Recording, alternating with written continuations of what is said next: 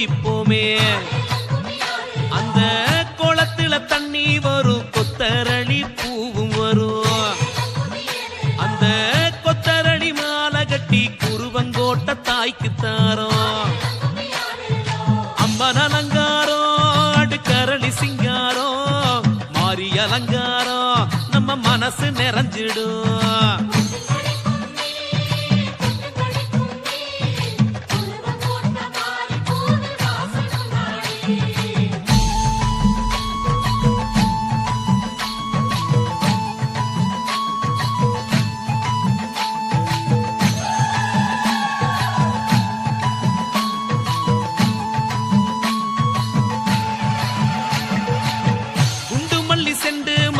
மதுரை விட்டு கிளம்பி வரும். அந்த